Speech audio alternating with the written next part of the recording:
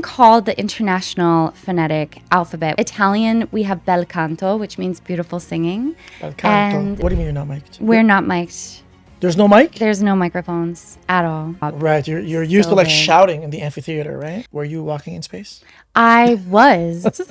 Well, yeah, I probably read over the script like 50 to 100 times. So like I'll read it at home, but I won't Okay. just read it at home or just sitting on my sofa. Like I'll take it to work with me, or I do like to always go and add in my subtext and objective, like all of the stuff that we're really taught to do as actors. Yeah. Everyone can sing.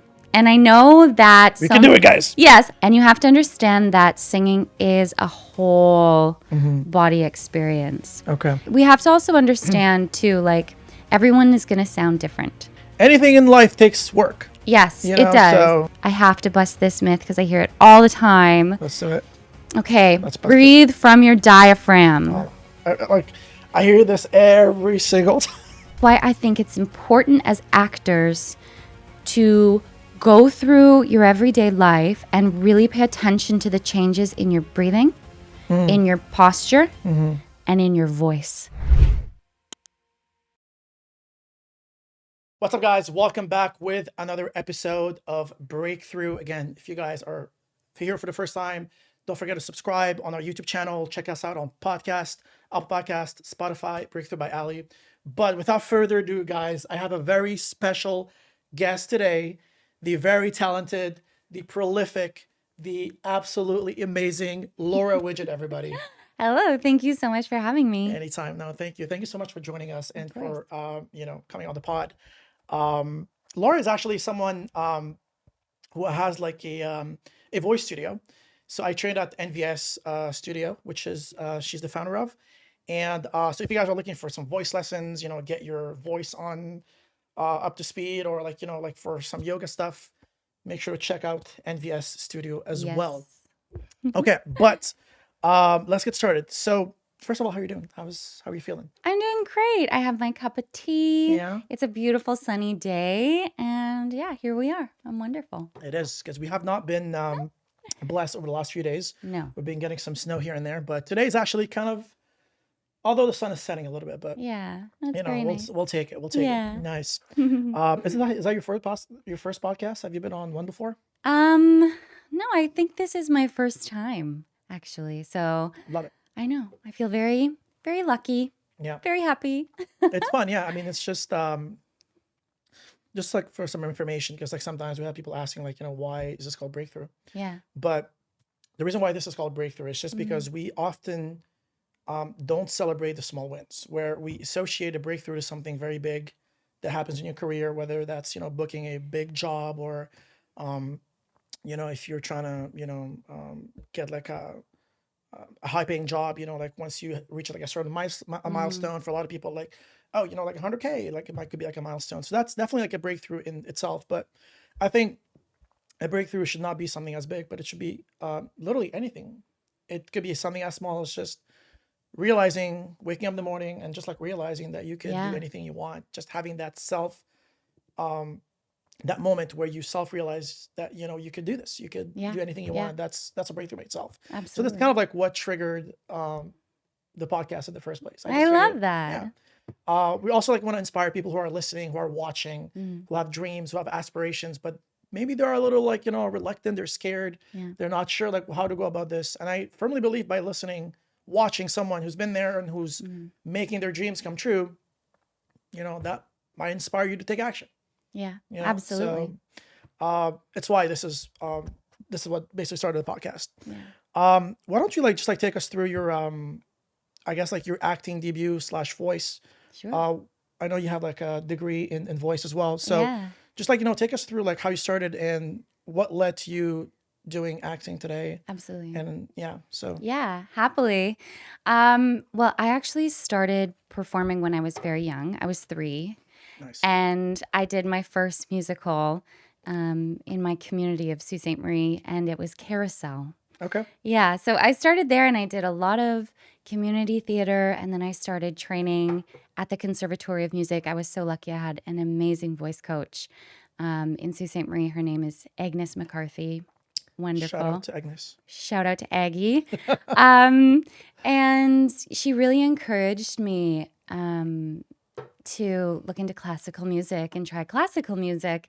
And so I remember when a production called Carmina Burana came to Sault Ste. Marie. It's this really beautiful classical kind of production. Yeah. And I heard it, and the sounds that these singers were making Yeah. were huge, and it was just the most beautiful music with the orchestra. And I was like, So what kind of music was it? Was it like it was classical music, but definitely more like operatic. These were opera singers who were performing. It was the first time. I mean, I'm from So you saw this at 3 years old? not at 3. This I would have been like at this point maybe 11 or 12. Okay, nice. And it blew my mind.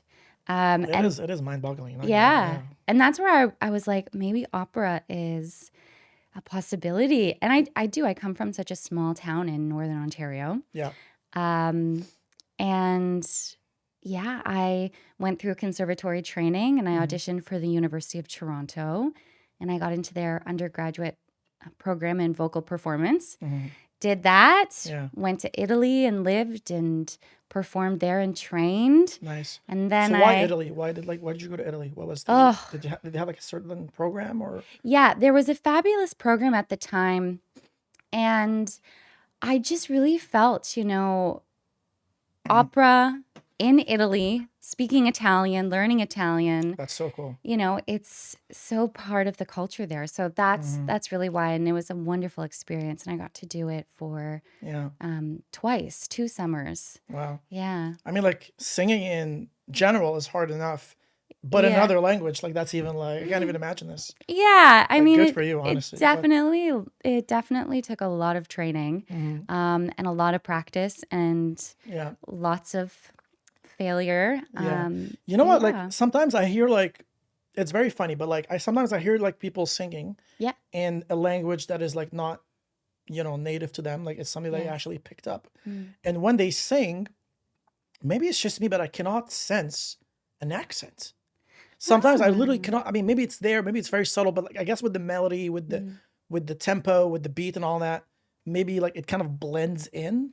But I very like sense like I was like watching this singer on AGT. He's from Philippines. Okay, he like when they interviewed the guy in the beginning before he started like his performance. Yes. Like he can barely speak English. Like he had a translator with like next to him. Yes, So, yeah. but when he started singing, I'm like, he has no accent. Like, wait, what? Yeah. So it's very impressive. yeah. So there's this thing called the International Phonetic Alphabet. We actually, whenever you look in a dictionary, there's like the word, and beside it, there's the phonetic spelling. Interesting. So in my line of work, we really train to understand the phonetic alphabet so that when you're singing in those different languages, you can actually pronounce them as authentically as possible. Wow. Yeah. I did not know that.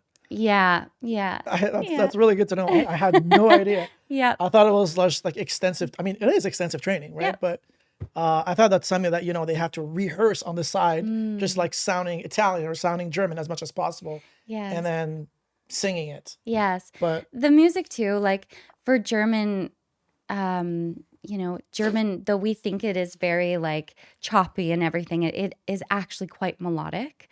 Italian, we have bel canto, which means beautiful singing. Bel canto.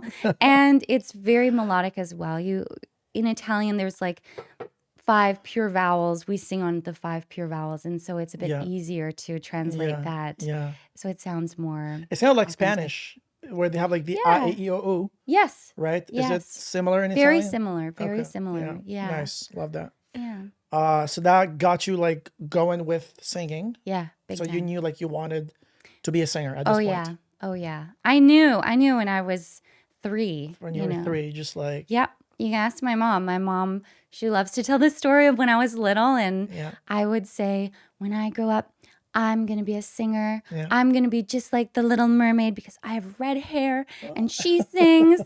So, I always wanted to sing. What a classic good movie. All the Disney movies, like whenever they start like singing, it's honestly the best part. Oh, absolutely. It's just like, I could like sit through the song forever, honestly. I know. But, okay, so from that moment, so you were in Italy and then you got back. You went back to Canada or like what? Yes. So I was living in Toronto for 5 years and then I decided to do my master's degree in opera. So that's Nice. when I moved out to BC. Yeah. And and it was a really great experience. Yeah. And then I did some touring in Europe as well. Yeah. And when COVID happened was actually when I decided to Yeah. go into TV and film and voiceover. Love it. And it's been amazing. It really has. Mm-hmm. Yeah. And that was also the time too where I really started to train TV and film actors and voiceover actors in voice, because Yeah. I guess there just wasn't a lot of voice coaches in town with as extensive training and knowledge Yeah. that I received from my training being an opera singer. Mm-hmm. So it was kind of nice. I got to also train these Yeah. amazing TV and film actors and voiceover actors, Yeah. and it was so much fun. Yeah. And it made me realize, though, like voices for everyone, and that kind of level of voice training everyone should receive. Everyone should have access to it. It shouldn't just be for these like elite opera singers. It should be Accessible to everybody. accessible. Yeah, I agree. Yeah. So you knew, like, so when you moved to BC, that's when you actually like realized you also wanted to get into the acting space, or it's always like been, like in you Yeah. as well. It's always been a part of me. It's something that I was, in different reviews that I've had done as an opera singer, it was always a comment on my acting skill. And Okay.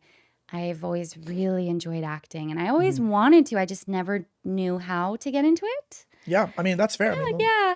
Even though opera seemed like easier, which is kind of weird because it's such Yeah. like a niche. it really is niche. Specialty I do want to thing. get into opera. Like that's kind of my next question as well. Yeah. So because I'm sure like a lot of people are actually probably like wondering as well, but do you feel like opera is like a whole other ball game of singing, like, or is it like very similar to like any other singing type, or do you have to access something more in your instrument to like get to that opera level? Like how do you define opera versus rock and like like hip hop and like some other like Totally. something more classical? Yeah, that's a really great question. And I'm sure everyone will have their own kind of opinion on it. So I can only speak from, my experience and my training. Yeah. I think opera I think singing in general, it's our whole body. Yeah. It's we are our whole instrument, and what we think is so important as well. It's like mind, body, soul. And so when it comes to opera, for example, there are other aspects that we do have to kind of take time to train. I do think it will require more technical Yeah. skill and study, and it does require you to use your instrument in a much more grandiose way, Yeah. right? The lines that we are required to sing are really long. They're very long, and I'm like sometimes like watching these singers, I'm like, how do they not like run out of breath? Yeah, that's all body work, actually. It's great. It amazes me. Yeah, that's all body They work. stretch the ending, and like the ending stays there for like 20 seconds. And I'm like, Yeah. I would have run out of breath already. Like, Yeah.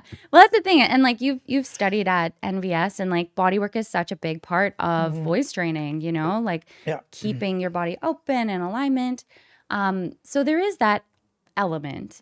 We also have to perform in front of an orchestra that's like down in front of us. Yeah. So that's a huge Nice. amount of sound that Right. we have to be able to vocally be heard And you have the through. director of the orchestra, like kind of like Yeah. navigating you. Navigating you the whole have- thing. Yes. So you have to like follow his lead basically, right? Yes, yeah. And then we're not mic'd as opera singers. There's no microphone. What do you mean you're not mic'd? We're not mic'd. There's no mic? There's no microphones at all. You just get on stage and you just sing? Yes. No and way. you have to fill the whole hall and be heard over Actually, you know these what? orchestras. It does make sense, because if there was a mic, you would like. I mean, opera singing is already like a higher, like it's louder than like Yes. right. So like if you were to use a mic too, that would like literally explode the room in terms of Yeah. like sound. Like It really is interesting. I never noticed that. That's so. Yeah. So opera is like the only singing type where they don't use a mic. What would you say? Yes, I would say so. Musical theater. I know that. there's You guys the know that? mic I had no idea. and- That's yeah. So it's I never noticed it. it's definitely like it takes a lot of just time to learn how to use your body Wow. so efficiently Yeah. for sound engineering and sound production. So yeah, it is different. But that being said, anyone can do it. Yeah. There's this whole misconception with like I'm tone deaf, or you have to be born to be a singer, and Right. that's That stereotype. Yeah. And so I love just busting those myths with science. And Yes. so for everyone out there, tone deafness is a neurological disorder that less than 2% of the entire population has. Amen. There you go. Just to nerd out of it. I Yeah. couldn't have said it better myself. So you did your master's degree in BC, right? So like you did that, and you continue your opera career. Now, did acting kind of like were you like pursuing that like simultaneously with your? I was when I was always prioritizing my acting training. But it's so different for stage than it is for TV and film. Yeah. So when it came to TV and film, that didn't happen until COVID happened because everything on stage really shut down. Yeah. And I was really just missing performing Yeah. big time. Yeah. And, you know, I was like, I'm in the city. This industry is here. I might as well give it my best shot. And yeah, I fell in love with it. The nuance of on-screen acting versus stage Yep. is so beautiful. It really is. Yeah. And it's very hard when you come from not just theater, but opera. Opera. Yeah. Because everything is so over the top. Right. You're used so to like big. shouting in the amphitheater, right? Well, yeah, it's very big, right? And all of your gestures are much bigger, Yeah. right? So Yeah.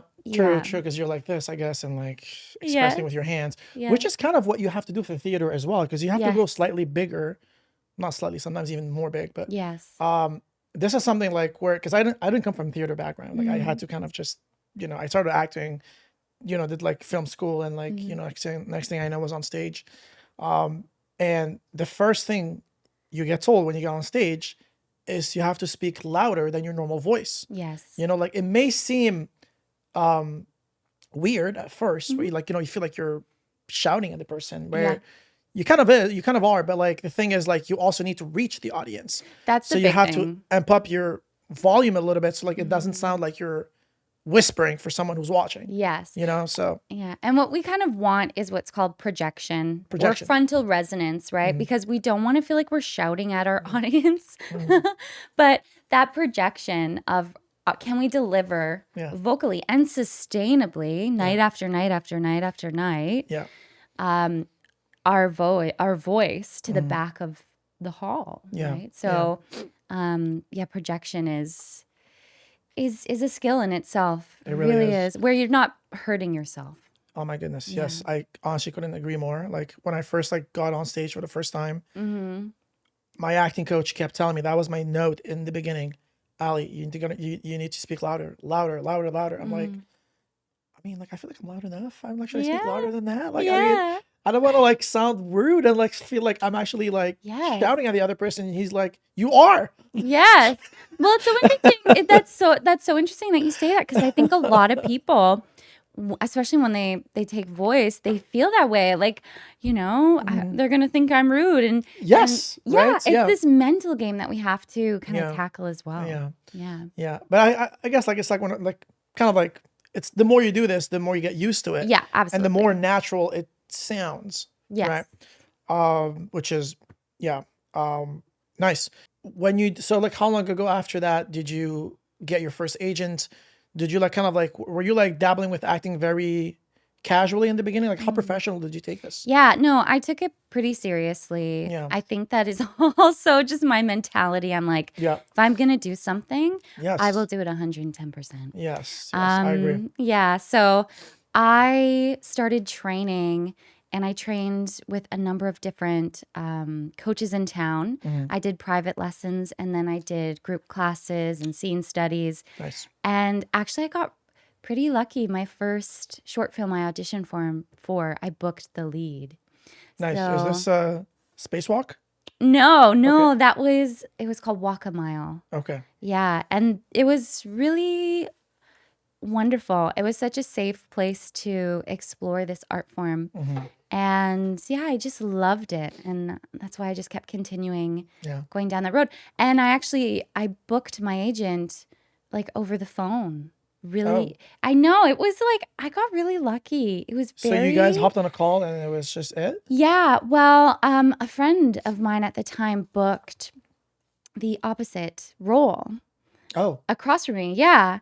And so they were like, "Oh, I just booked this." And yeah. oh, Laura booked the The the other one. lead in it. Yeah. And she was like, "Does Laura want an agent?"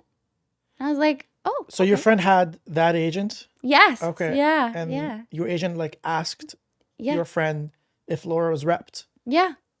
And Yeah. wow, okay. So I Amazing. got really lucky in that sense. Yeah. So you weren't really looking. It just kind of It happened. just kind of happened. Yeah. And sometimes I think Mhm. you know, things just happen maybe the way they're meant to at the time they're meant to. You never know. Yeah. But that being said, like, I have to always remind myself of, you know, all the work that still comes with Yeah. it, right? Like Yeah. we don't always get things so easily. Yeah. Yeah. Yeah. So No, but I really appreciated that kind of worked out in my favor. And it just felt like from the universe, it was giving me a nod, being love like, it. you know So who's your what? friend? Maybe we should give him a shout out, like I know, right? she got you an agent. I know. It was pretty Nice. great. Love it. Okay, cool. I do want because since I was already on Spacewalk, so I noticed here from IMDb that you were on a short Yes. in 2021 called Spacewalk. Yes. Were you walking in space? I was. Well, a CGI version of That's me the GI was. version, yes. I would imagine. That was a really cool and really difficult project Okay. because how it was filmed, there was like a black screen behind me. Okay. And it was filmed basically from my perspective inside my space helmet. Ooh, And so I had to see what was on, interesting. like all of like the technology popping up on in my space helmet. Yeah. And I couldn't really move because when you have a suit like that on and the helmet's on, So you had the suit on. no, you had to pretend it was on. Okay. Yeah, but when a suit like that is on you, you Yes. can't just be so free. You have to really You're consider. very constrained. You're Yeah. very constrained. So it was honestly, it was very difficult just to kind of keep that level of stillness while trying to make it seem like I am wearing this very heavy suit Yeah. and I'm doing these very complicated tasks and moving through a spacecraft. Yeah. But it was a really fun experience. Like, again, I think it was so much of building my own world because I had nothing to work with. So I had to Yeah. completely build Yeah. space in my mind. Because I would imagine,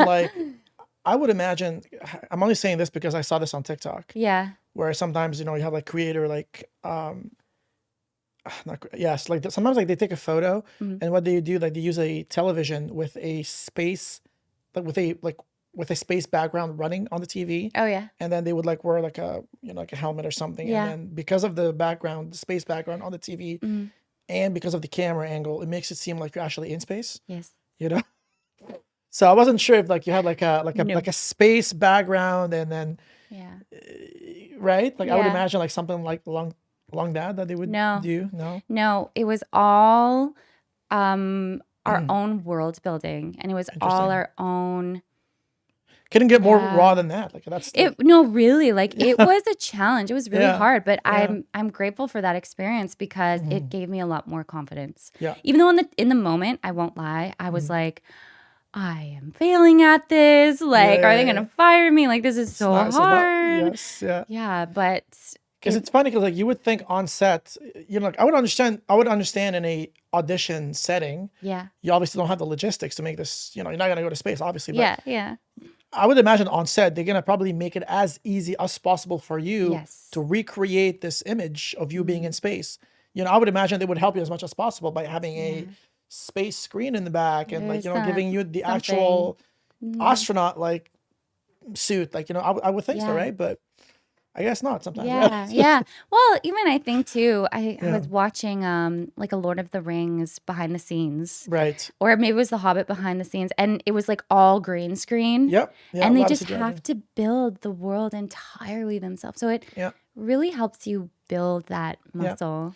100%. I mean, like this is nothing makes you more ready Yeah, to explore your imagination than these kind of yeah, experiences. yeah, Because absolutely. I mean, like when we have to sell a something extravagant, where like Yeah. we're doing something very big, Hmm. like very very often, like it's very hard to produce Yes. for the production. Like it's Yeah. just Yeah. so like they're gonna use a green screen, Hmm. and then they're gonna work out their magic in editing or whatever. Yeah. But yeah, again, right, so you have to be able to sell it and imagine it in its fullest form as much as Yeah. possible, As much as possible. and hopefully like deliver it in a way that people are gonna be like, oh, okay, Yeah. she's on Wakanda or whatever. Like, Yeah. love it, love it, love it. Yeah. Okay, so I want to go to your like kind of like your acting process a little bit. Hmm.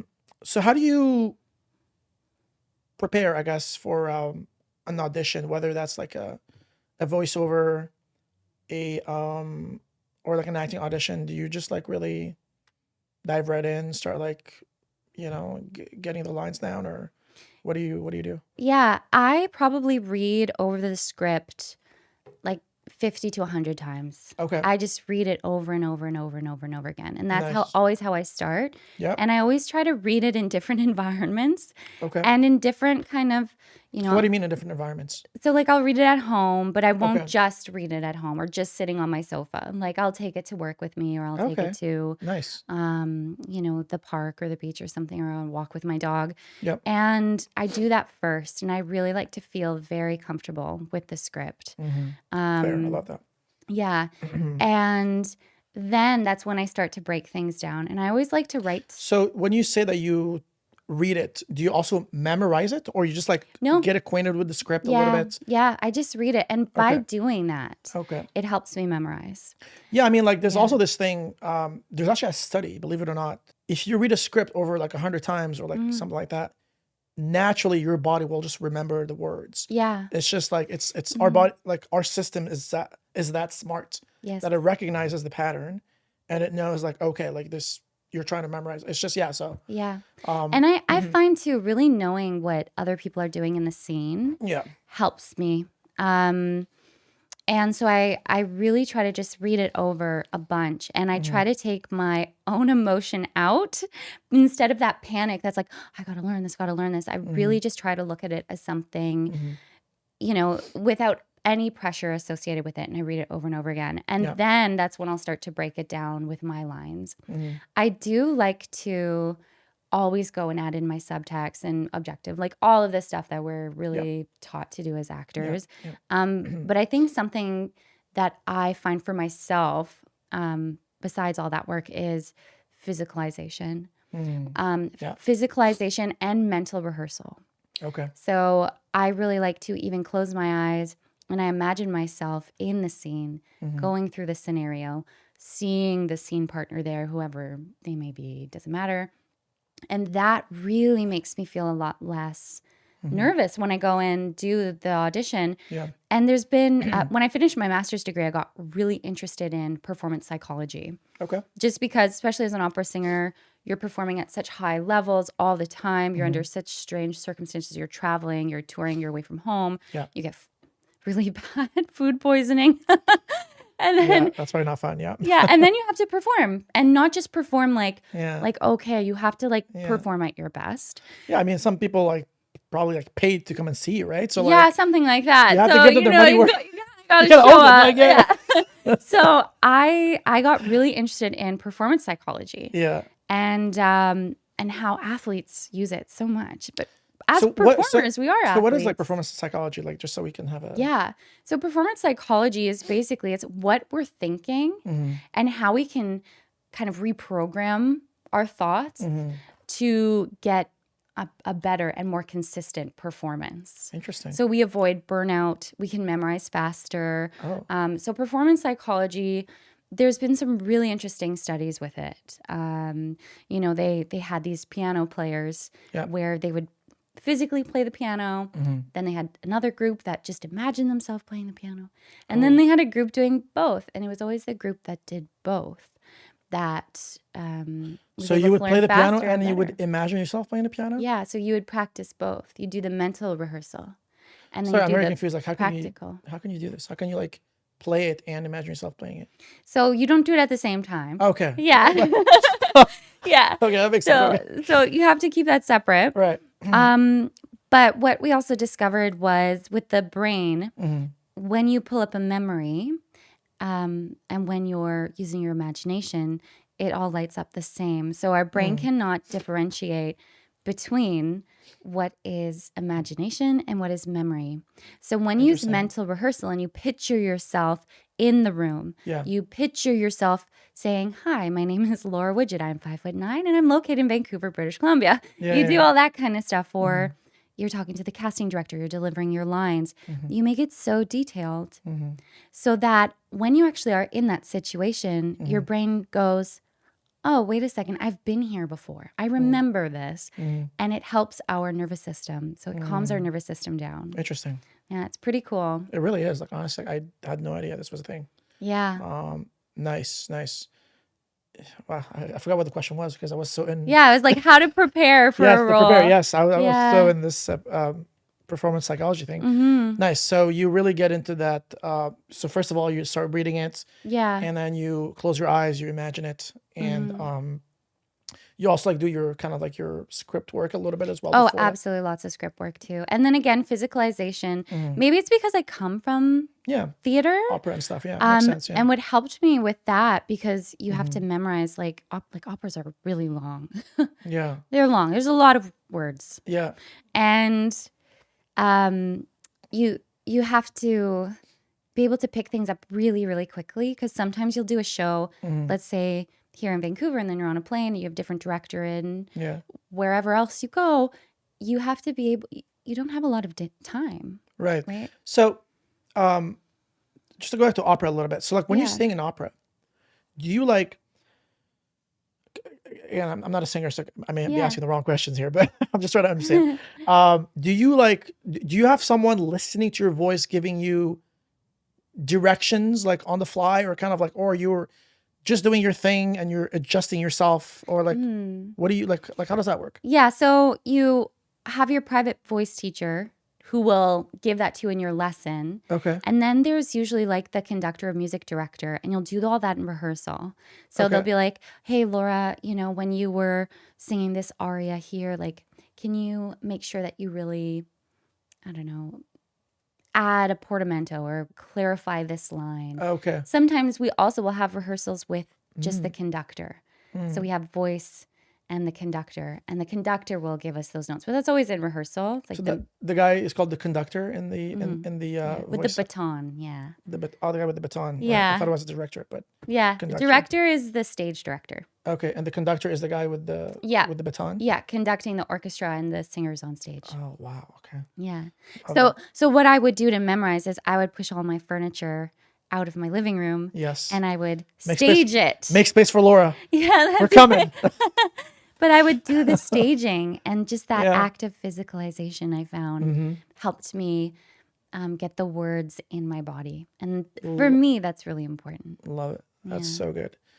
That's amazing. Yeah. So if you actually like watch like an episode of the podcast, we always have like the ultimate question Yes. of the podcast, and it's coming right up. Amazing. So I guess for anyone who's watching, and even for myself as well, how would you to do like, how would we get into singing? What do you think we need to start singing? Also, Yeah. do you think that anyone can sing, or do you need like? Because I've heard like stories where you need like again, sometimes it goes as deep as like I've had people say like you need sometimes surgery in your larynx or something to like open up your whatever, Yeah. because you know sometimes your voice sounds like a different way or whatever. So like how much of that is true? Like how do we get into singing? What do we need? Just like take us like through Totally. a small little So everyone can sing. And I know that We can do it, guys. Yes, I know that so many people are like, no, Yeah. you have to be born with it. Mm-hmm. If really, if I can sing, you can sing. Our bodies are so similar. So really, it's about how do we understand our body Yeah. and learn how to use it for sound engineering. Okay. Okay, and it really kind of is A plus B equals C. Okay. And I know how wild that sounds, but I was never a strong singer. I love to sing, Yeah. but I really struggled with vocal tension. Okay. I discovered a lot later that the head of the conservatory at the time was like, I don't know, Laura's going to be auditioning for U of T. I Yeah. don't know about that. Yeah. I really struggled with Yeah. singing, with technique. So the big thing is really allowing yourself to take in that information that yes, everyone can sing. Yeah. It's just sound engineering of the body. Yeah. Right? Yeah. The next thing too, I would say, is you really have to change your mental game. Yeah. And you have to understand that singing is a whole body experience. Okay. So allowing yourself to understand how you're using your body in your everyday. How are you using your voice in your everyday? What affects your voice?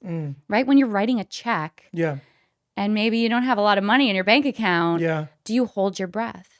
Oh. Does your voice get really pinched and tight? Interesting. Starting to kind of see how you're using your voice in your body in your everyday life. Are you will you be using that during singing? Sometimes, yes. Oh, yeah. Interesting. Okay. Because there are all these patterns that we're programmed with, right? Yeah, yeah, yeah. So a lot of us tend to have this false belief of our voice that I can't sing. And the thing is, usually those voices aren't our own. Someone else made us feel that way. Or someone said, no, you can't sing. Oh, no, that was awful. Never do that again. External pressure. Yeah, yeah, yeah. Right? And unfortunately, that leads to mental and physical tension. And when you go to sing, we want to be... It translates. It does. It absolutely does, Yeah. right? So we want to be relieving ourselves of that tension. Yeah. Opening up our body, opening up our breath, relaxing our nervous system. Yeah. And that's really when we make our best arts, just like being an actor. Yes. I say that to dancers too. I work with a lot of the dancers in this city, and it's the same thing. Yeah. So yes, anyone can sing. So anyone can sing, anyone Yeah. can sound good? Yes. Yeah. Anyone can amazing. sound Love it. good. Yeah, absolutely. We have to also understand too, everyone is going to sound different. Yeah. No one's, yeah, No for one's sure. going to sound the same. Yeah, yeah, yeah. I mean, don't expect to be like the next Justin Bieber. Just Yeah. overnight. Just use your voice. Yes. Yeah. Your voice is beautiful and you should Yeah, embrace it. absolutely. So I guess if we were to break it down into steps, okay, let's Yeah. say someone's watching and you also be a singer. He Yes. has no idea where to start. Yeah. He has no idea what to do. He might be Googling on YouTube, how to start on, how to get into singing. And he Yeah. might be landing on this video right now, right? So Yeah, totally. what do you think are the first few steps? What should he do? Should he go and take voice lessons? Should he go, what do you think are the first few things he should do? Yeah. Or he or she, right? To get him going. Yeah. Voice lessons are always my suggestion. And not just because I'm a voice teacher. Yeah. But when you have an outsider who's a professional who's listening to your voice, we can hear things that you may not be able to hear. Yeah. So it helps us unlock different parts of your instrument that you may not even realize are closed off. In this city, as an actor, everyone should be working on their voice, and everyone should be learning how to sing, because there's a lot of shows that film here that require that. Hallmark, right? You're going to sing A Christmas Carol. Yeah. You're going to be singing, I don't know how many, people come in and they're like, Laura, I have an audition tomorrow and I have to sing. Can you make me a singer in 24 hours? It's definitely something that you also have to tell yourself, hey, this is going to take some time, and that's okay. Yeah. Right? It's like anything. Yeah. So, It's this is very similar when you go to the gym and a lot of people end up quitting because they don't get results in a week. And you're like, you know what? yeah. My muscles feel the same. I'm not jacked. Therefore, I'm done. Yeah, totally. So Yeah. there's no such thing as an overnight pill that you just take it and you're Yeah. you're jacked the next day, or you're rich the next day, or you're the next pop star singer the next. No, that doesn't happen Yeah. overnight, right? It's just anything in life takes work. Yes, You it know? does. So, It 'cause, does. if things were so easy, I think we would all be artists. We would all be rich. We would all Yeah. be like, there would be no issues in this world. Yeah. Everyone would be perfect. We would all be like just killing it. Yeah. It's so true. It is so true. You know, so Yeah. So that's my advice is look for a really good teacher, get some lessons, and really yeah.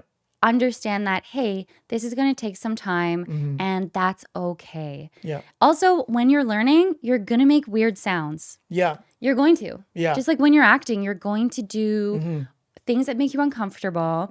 And it's going, this is part of the process and that's okay. Because a lot of people do. They stop as soon as they make a funny sound or, you know, but it's really part of the learning process. We all do, you know. So that's what I would suggest. And then I would also suggest start to develop a routine, add it into your daily life because practice is so important.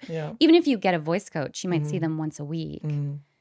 You have all those other days of the week that you have to, you know, work at it and practice. 100%. Yeah. Speaking of like voice, so I think something that I got told a lot starting out as an actor is to get on your voice. Yep. And I didn't know what that meant for a while. So for someone who needs to get on his voice, can you break down to us what exactly being on your voice means? Happily. I'll also say when your acting coach is giving you some of these vocal notes, remember that they're an acting coach. They're not necessarily specializing in voice. Yeah. And so they're just trying to do the best that they can. With the voice that you have. With the voice that you have. Correct. And with their knowledge and understanding. So I would say being on your voice. When you're on your voice, this is going to sound a little technical. Yeah. But you're using your air efficiently enough that your vocal folds are vibrating evenly. Okay. When that happens, we are on our voice. It means that if I'm not doing that, you can hear how there's so much vocal fry happening here, right? I can sense, And sometimes it's really breathy. It's breathy, it's just, Right? And then we go to push and it's like, it's still inconsistent, but it's louder. Yeah. And sometimes you might be required to use some of that in a role. Like, don't get me wrong. No. It's not a bad thing. No.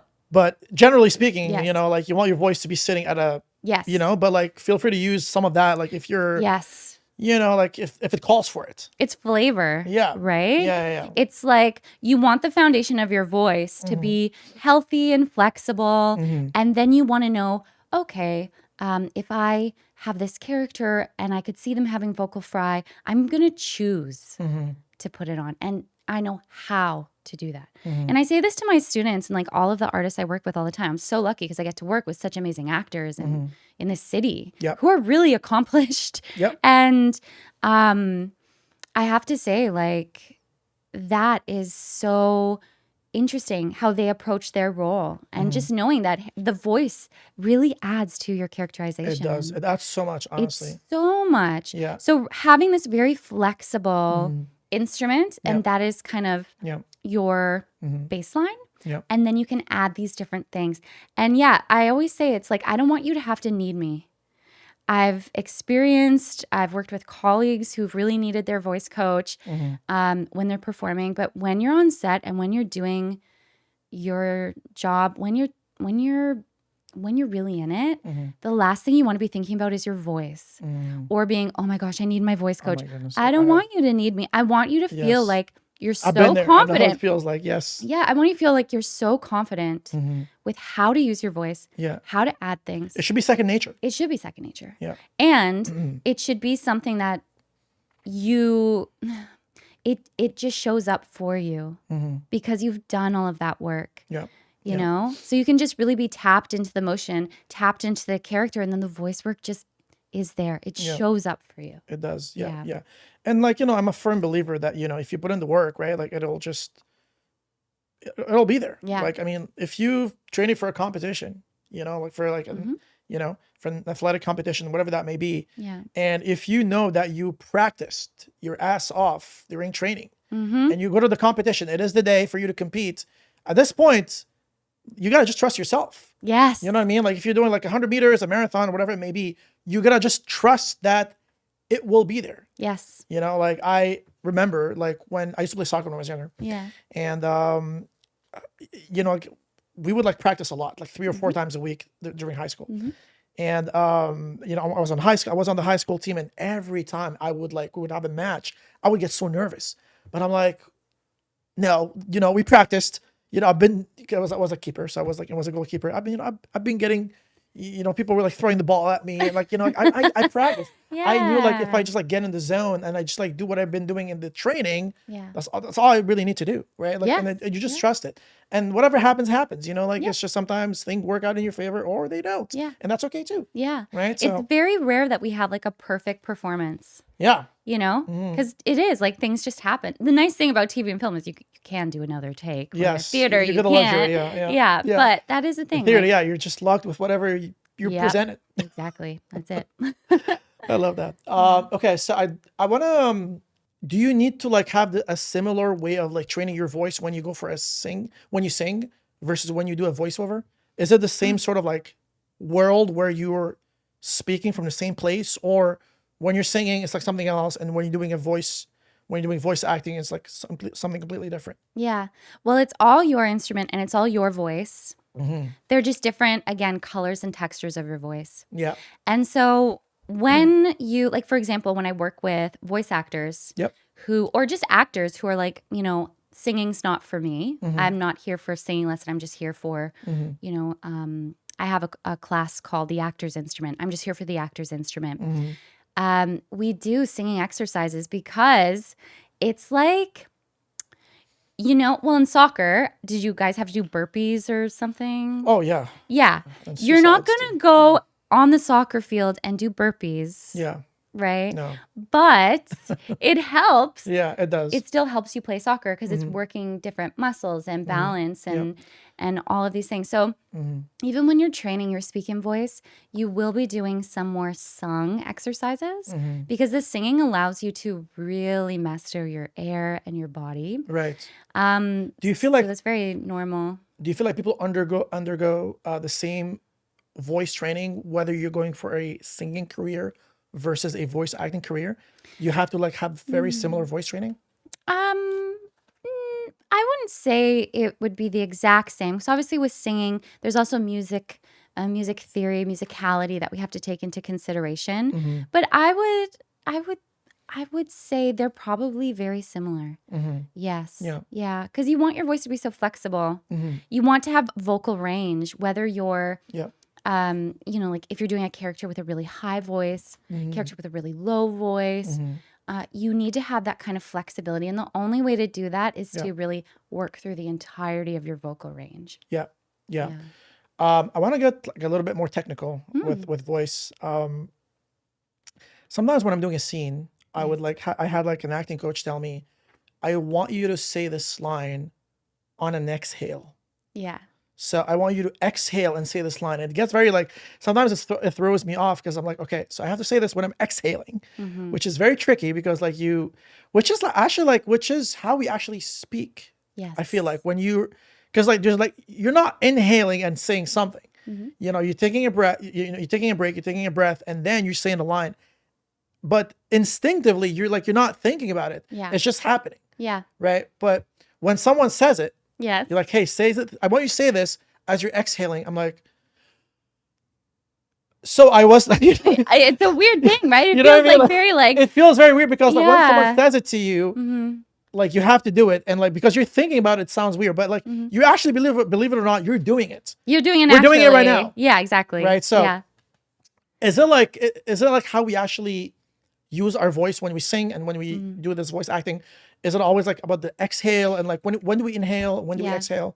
So again, we want it to be very natural because obviously it feels so unnatural when someone's like, I want you to deliver this line on an exhale. And it's Yeah. like, I don't know how to exhale and speak. Yeah. But we do all the time. I can exhale and then speak. Yes. So usually when you're getting a note like that, Yeah. it's because you're holding your breath between inhalation and then exhalation. Interesting. So you'll see actors sometimes go up and they take a breath and go, Oh, yes, I see that. So, so there's this hold. So we're trying to get rid of that hold. And when we hold between inhalation and exhalation, we develop more tension within the body and the instrument. So we want to learn how to take a breath in and then exhale out. Yeah. There's a lot to be said about inhalation. Yeah. I always say to my students, and they're all going to like watch this and chuckle, but I always say inhalation equals preparation. Okay. Inhalation equals preparation. Yeah. Cool. Inhalation Can we elaborate on equals that? preparation. Sure. So like if you are delivering your objective, Yeah. you're thinking about it first. Yeah. You're breathing it in. And then you deliver your line. Right. So it's all what you're preparing in your inhalation. It's usually the moment before you say what you want to be saying. Right. So inhalation is always preparation. Yeah. And that's so true, actually. It really is, right? Yeah. And when we inhale, that's when we can think about, am I taking a low breath? Also, I have to bust this myth because I hear it all the time. Let's do it. Okay, breathe from your diaphragm. I hear this every single time. So, for all you out there. How does someone do this? Well, you don't. Right. Breathe from your diaphragm. So we no longer in the voice world use that saying. It is incorrect. We cannot really do that. We cannot breathe from our diaphragm? No, our diaphragm, it's like separates our guts from our lungs. Right. It will move down when you inhale and it will move up when you're exhaling, okay? Okay. But we don't want to be focusing on that diaphragmatic breath. Now, when I was studying at university, even in my master's degree, we used the term do a 360-degree diaphragmatic breathing. Okay. Right? Which means you're breathing all around your body. Oh. It's 360 degrees. There's expansion in the back and the sides of the body. So the front, back, sides. Yeah. And it's low. Yeah. But in the vocal pedagogy world and in the voice science world, even in the physio of voice world, we do not use that term, breathe from your diaphragm. Okay. It is incorrect. It is very old school, and it's very misleading. I mean, like, honestly, I hear it all the time. I know. Especially when I'm doing, like, voice work or, like, even sometimes, like, an acting coach, like, they tell me, like, your diaphragm, like, you got to breathe from that. I'm like, what does that mean? I mean, like, I'm not sensing it. You don't breathe from your diaphragm. You breathe with your lungs. Right. I feel like this is, like, I mean, the anatomy says, like, your lungs is what, like, pumps the air and all that stuff, right? Yes. So what they're looking for is take a lower breath. Right. But when we sometimes even put our attention to the diaphragm, we put it right in the middle of our tummy and it causes tension. Right. And that tension can actually accidentally do the opposite. It can collapse our rib cage, blowing out all the excess air. Right. And again, not to poo-poo on acting coaches, because that's what they specialize in. They're acting coaches. Yeah. They don't all have a specialization in voice training, right? Yeah, so that's fair. Yeah. Totally fair. They have the best intentions. Yeah, they can only know so much about voice. Absolutely. Yeah, absolutely. So when you take a breath in, you want to think about breathing into your back body, breathing into the sides of your body, and the front. We want to avoid breathing like this, right? Because you can even hear how that affects my speaking voice, right? Yeah. So you might get that note of breathe from your diaphragm if we're doing what's called a clavicular breath. Okay. Here's our clavicles. We take the breath up really high. Right. Also induces anxiety. Yes. But not only that, I just feel like when I do that, when I find myself like holding my breath or something, I feel the urge to actually exhale before I even speak. I don't know if you know what I mean, but like, for example, I'm doing it right now. Well, so like, you know how like, whereas like I'm supposed to kind of like just do it together. So I want to go to sometimes I hear people like talk about like, I want you to use your chest voice, your head voice. Yes. Your like these like different voices. These different voices, yeah. What does that mean? So what they're referring to are the different resonators in your body. Okay. So we have our head is a resonator, our mouth is a resonator, our throat is a resonator. Everything resonates. I know, and our chest is a resonator. So we want to be, if we're using our chest voice, we're really focusing on doing our primary resonance from that that area. So usually that sits a little bit lower in our voice register, right? So like, let's say like and that also like depends on the scene that you're doing, right? Like Yes. if you're delivering a very honest and genuine speech, then you probably don't want it to be coming from up here. You want it to be probably coming from the chest. Right. I'm just saying, maybe, right? So Yeah. And it really depends too. That's why I think it's important as actors to go through your everyday life and really pay attention to the changes in your breathing, in your posture, and in your voice. breathing, posture, and voice. Yes. Okay. And there's always going to be some kind of relation with what you're thinking and feeling, Okay. right? Interesting. Yeah. Yeah. I agree. So what is that for you?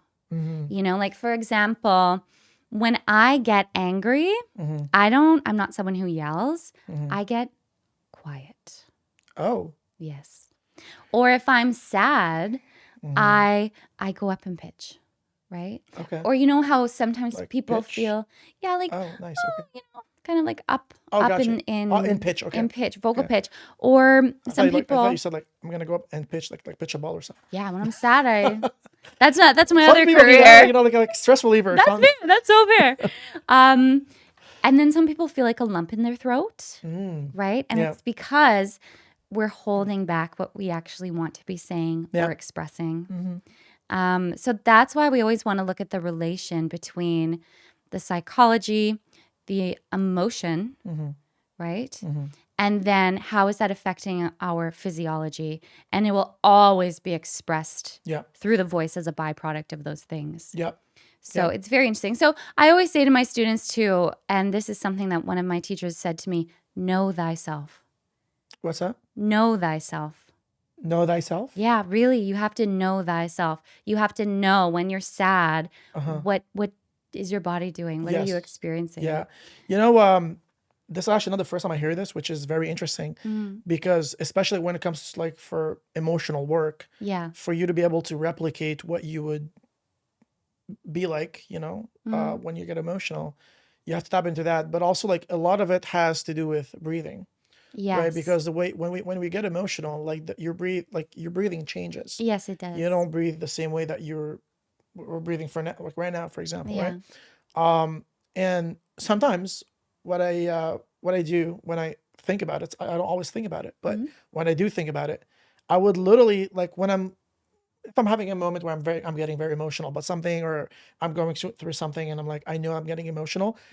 If my phone is like right next to me, I would literally pull it up and film myself Wow. as I'm getting emotional, just so I can see what's happening with my body, with my voice, so I can literally look back at this and be like, oh, interesting. You know what I mean? Like that's what my voice sounds like. That's what my breath sounds like. That's how my body language changes. And again, like it's very like educational, honestly, because like I would like just go back and watch these videos. I'm like, okay, so that's how my body behaves Yeah. when I'm going through something. And then, you know, you could like use some of that in your acting. And I've done it before. It works great because the body is a very smart instrument. Like it's just like, Yeah. like if you can replicate your breath and the way you would actually like act, your face, even your face, like when you get emotional, your body is smart enough to know that this is a response. The trigger. Yes.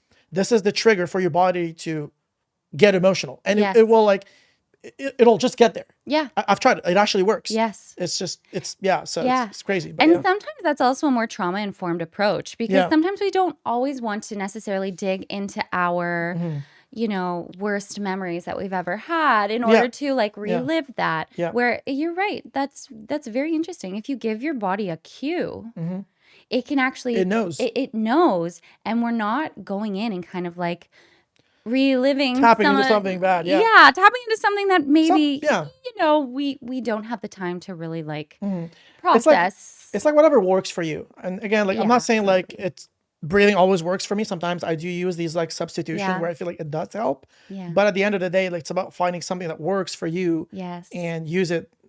And like sometimes like what works once doesn't work twice.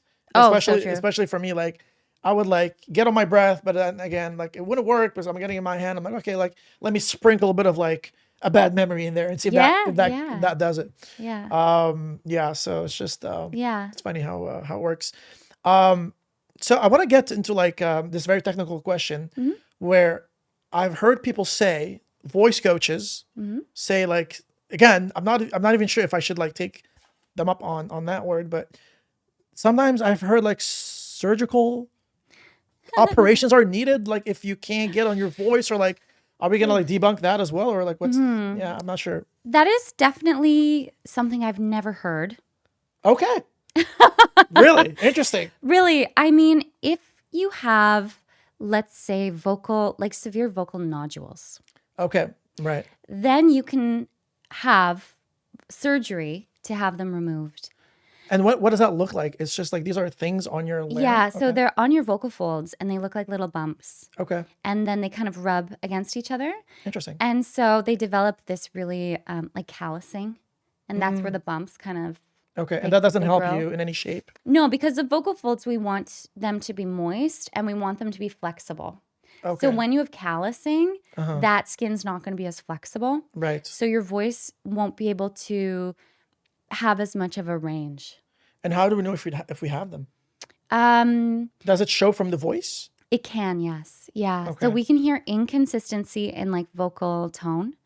We can also hear inconsistency in just like the vibration of the vocal folds Okay, because they're not going to be able to vibrate evenly because that callousing is basically in the way, right. right? Or like I guess like an X-ray would also like show it. Not an x-ray, but you do what's called a laryngoscope. And they take a little camera and they can go They shove it like down your throat. through your nose, or they can do one where they put it in your throat, and they put a camera there and they can see. Oh, When that happens, you can have surgery, but you can also do a lot of vocal rehabilitation, and that's where you would go to like a speech pathologist,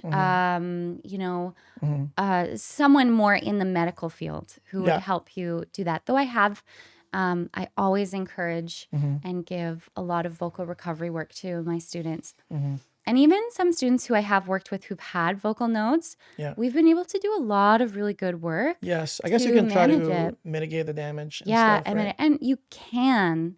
I know everyone thinks like you get vocal nodes, that's it. Yeah, and you're cooked. You're done. You're cooked, you're done. And I remember Yeah.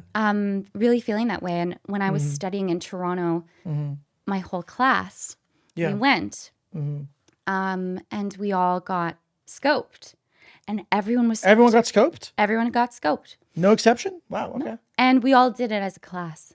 Okay. So we could all see each other's folds, and it was a fantastic. Like my education was really. Yeah. I really have to say, Is that like a painful procedure? Or like it's just like very. it's just kind of uncomfortable, but they it's give you some not. sedatives and then they. Yeah. There's like a numbing sprays and stuff. Okay. Doesn't taste the best, but it is Yeah, what it numbs you. Like, Yep, it numbs you. But we were all like so scared. Like, what if we are the ones who have nodes? right. I think it's like Yeah. a bad thing. Like it's just it Yeah. happens. Like like It it's does happen, and yeah. it just comes from misuse over time.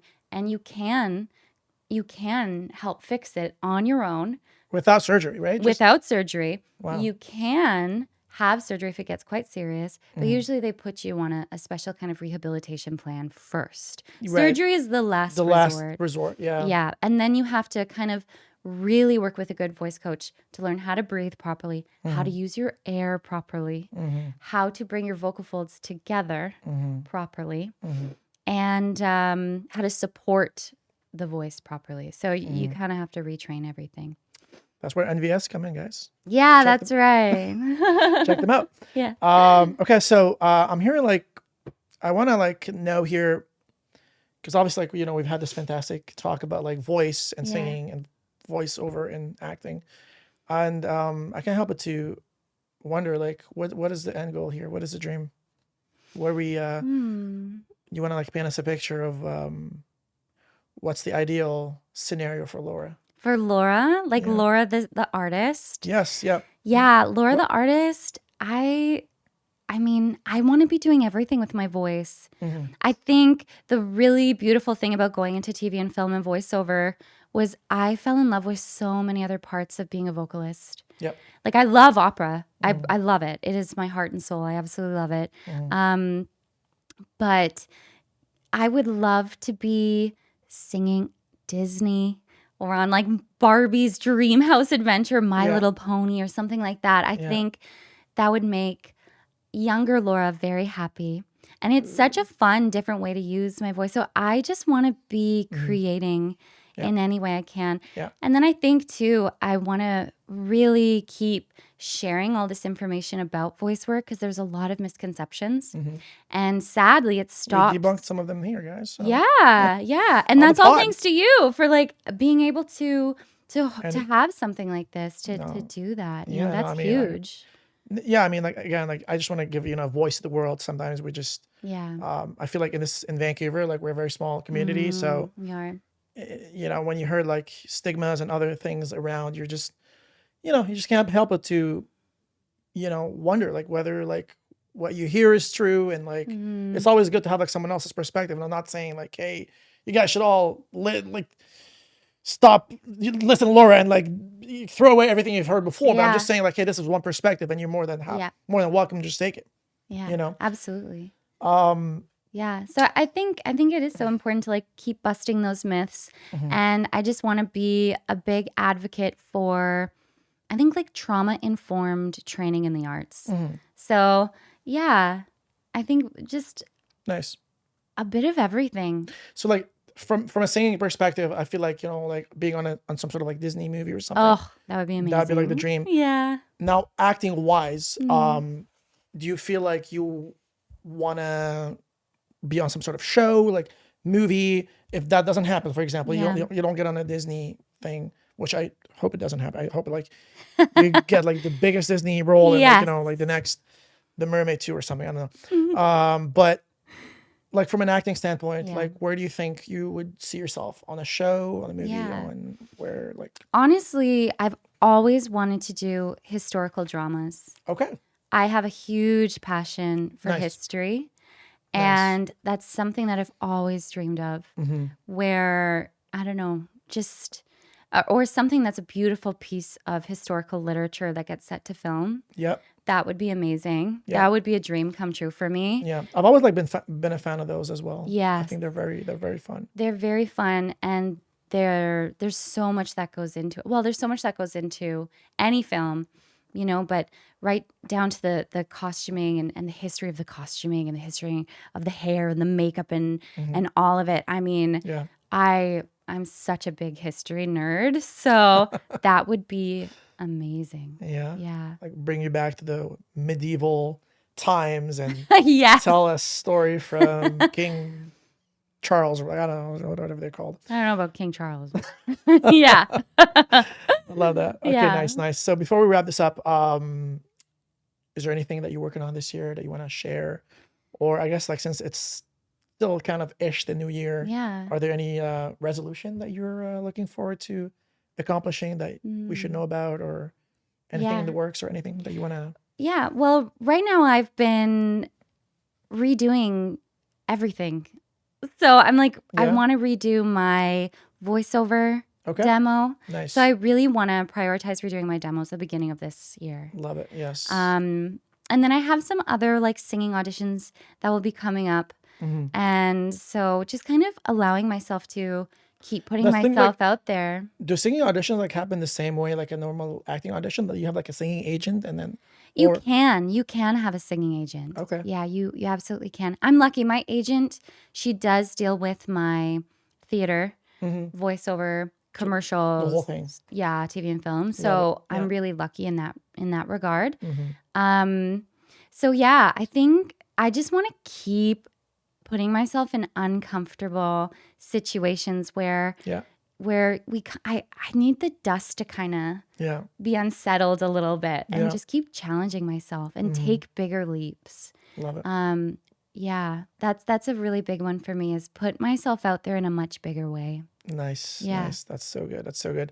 What about like non career related? Like, are there any things like maybe like sports that you want to attempt this year, or like anything that you might want to try that is like out of the artsy world? Out of the artsy world? Yeah. Absolutely. I am going to attempt playing squash. Oh, we will see. We're having a conversation. We were having a conversation before about the pod, we were. and I was like telling her how much of a good workout that is. Yes. Maybe Yeah. next time we have you on, you'll tell us how that went. Oh yeah. Oh my gosh. If I survive it. I definitely miss sports. Yeah. I did a lot of sports growing up, and I did a lot of sports just like in my life, and Nice. very athletic. Yeah. So Yeah. I really do want to Yeah. make sure that I prioritize that because it's so Yeah. good for my mental health. Yeah. And you know what? Actually, like coming from a background where you did sports, because athletes are actually very, it's actually why we see this. So like, there's a reason why you see athletes transition into film and TV. There's a reason why they do that. And the reason why is because athletes, when they play sports and, like a basketball player, like a soccer player or whatever, when they transition, we see this a lot of like, with wrestlers, like, like The Rock, like he was like a wrestler for the longest time. And then boom, he's just like an actor all of a sudden. Yeah. But it's because athletes they know what it's like to have the dedication and the drive to go after, like, like they wake up in the morning, they start like shooting hoops, if, like on the net or whatever. So like they have that sort of like, they you know what I mean? Like they have the drive and what it takes to actually like pursue something. So The when work ethic. the work ethic, Dedication. that's what I was looking for. The work ethic. Perseverance. The work ethic, they're very resilient. So they actually have that already. So when they transition into a field like the entertainment industry or like music or whatever, it comes easier for them because they don't have this mentality where they should give up. It's never happened with them, like in their athletic career, right? So that's good because like, playing sports, being immersed in sports when you were younger is only going to make you push harder. I agree. Towards your artsy endeavors. So yeah, I absolutely agree. And I think that is so important. Yeah. It's all about perseverance and keeping the joy alive. Yeah. It's Yeah. important, it's just, you gotta like enjoy the process and like what you're doing. Again, like it's just, nothing is sustainable if you don't enjoy doing it. Yeah. Like very if true. and that goes like for anything in life, really. Like, if you're working and like you're not enjoying your work, then just quit. Like, I mean, like I'm not asking you to go quit, but like honestly, like you should not ever do something that you're not passionate about. You gotta love your work to a certain extent for you to keep going. So and that goes for anything. If you don't enjoy going to the gym, like don't literally force yourself to go to the gym. It's fine. If you don't like, if gyms are not good for you, pick up a sport. Yeah, Do something absolutely. do something that works for you, that is like more in line with your, with what your body likes or whatever. Like don't like flood your body with things that you feel like you should do because that's you have to do, or what you have to do because people are saying this. Yeah. I mean, look, I didn't enjoy like going to the gym in the beginning. Like it took me a while for me to actually like get to a point where I was like enjoying it at some point. Yeah. I've even like gone to the gym, not working out, just like watching people work out, just so I can sit in a gym and be like, okay, I'm not going to work out today, but I'm going to be in the gym. You know what? But I'm here. I just showed up. I'm just going to show up and like, I'm going to keep on doing this until I actually like it. Yeah. And then at some point, like, you start liking something when you actually get results. Again, that's what works for me. Yeah. But yeah, so I kind of want to just like to end on that note. I love that. Cool. So Laura Widget, everyone, again, thank you so much for watching, guys. We'll catch you guys in the next one and be safe.